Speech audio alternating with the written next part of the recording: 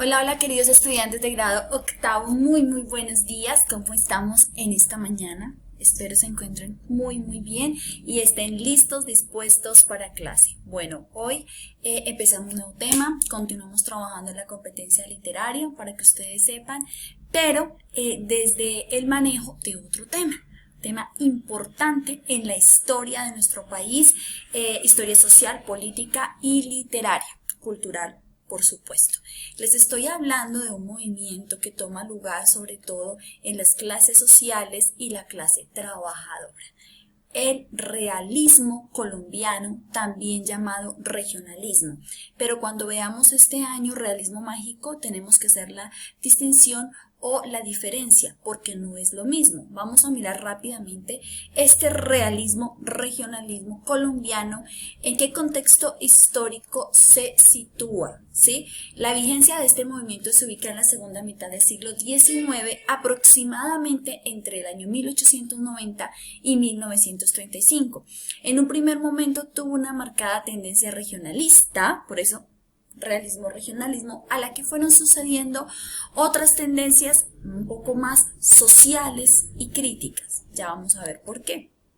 Transformación en Colombia de carácter ideológico en cuanto a la filosofía, la economía, la ciencia y la psicología, pero esto está delimitado de Europa. ¿Por qué?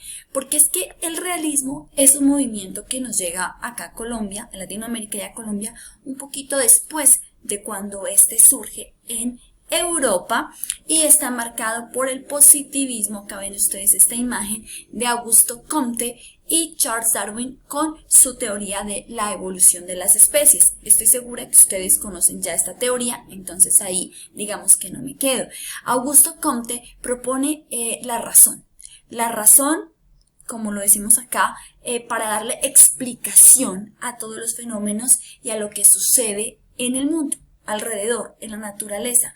Entonces nos dice, el conocimiento auténtico proviene de la ciencia. En América, de alguna manera se disolvieron y empezaron a configurarse las nuevas naciones centroamericanas.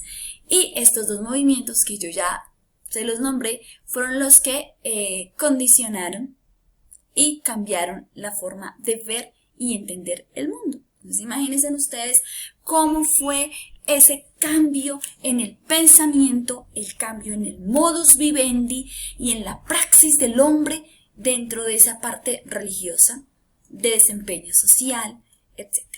El positivismo en Latinoamérica y en Colombia tuvo dos caras, chicos, porque por un lado trajo como ese avance, digamos que, ¿cómo les digo yo? Sí, ese avance económico para las clases sociales altas. Tuvimos ferrocarriles, la banca, intercambio de mercados con otros países, etc. Pero se agudizó la diferencia entre las clases sociales. Y acá en nuestro país tenemos estas ideas muy importantes, ¿sí? En Colombia, en Colombia, las reformas educativas y políticas, la acción política y constitucional de Rafael Núñez, afianzamiento del orden neocolonial y del imperialismo norteamericano, predominio de la iglesia renovada, aparición del proletariado. ¿Qué es el proletariado, chicos? La clase trabajadora.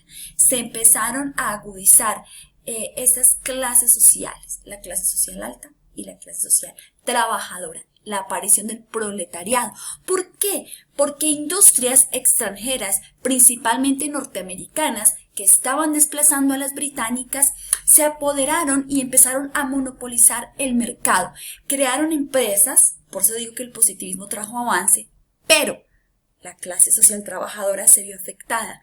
Pagos o remuneraciones injustas por jornadas muy fuertes y muy largas de trabajo. Decadencia de los terratenientes por el auge mismo de las empresas, auge en las ciudades y la clase urbana. El hombre del campo abandona el campo y se desplaza, esto es consecuencia de la revolución industrial, a la ciudad a trabajar en la urbe, en la ciudad, en las empresas, en las fábricas, etc.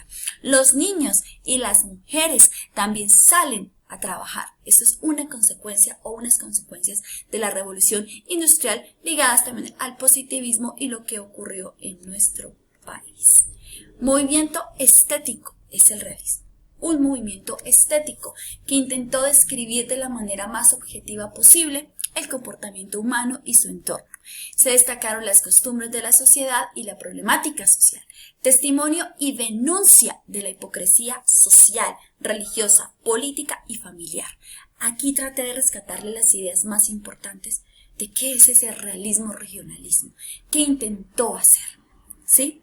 Ahorita les tengo una pregunta para clase. ¿Qué es lo real y qué es la realidad? ¿Y por qué ese realismo funciona como un espejo, como un reflejo del comportamiento de la sociedad de la época, sus costumbres y su problemática social? Características y temas, chicos, acá están. Estas son las 3 características principales y los temas se debaten entre los conflictos sociales, los problemas de la tierra, la selva, la injusticia en la sociedad. Se rescata el entorno del protagonista. El protagonista se vuelve crudo, indolente, ya no es ensoñador, soñador, romántico. No, como en el anterior movimiento. Relaciones humanas desiguales, marcadas por la violencia y por el poder de las empresas explotadoras. Por eso una de las características es el reflejo exacto y objetivo de la realidad. Es verosímil, es decir, es verdadero, verídico, es real. No es ficticio, no es inventado y se da un testimonio de esa vida social. Por eso también préstenle mucho a esas imágenes que yo les coloqué porque son muy dicientes. Chicos, hasta acá una primera y muy rápida contextualización de nuestro movimiento realismo en Colombia. Dudas, preguntas y más ampliación de este tema que es espectacular. Desde una forma objetiva lo vamos a estudiar en clase. Un abrazo para todos y como siempre quedamos conectados en nuestra clase Zoom. Ya nos vemos.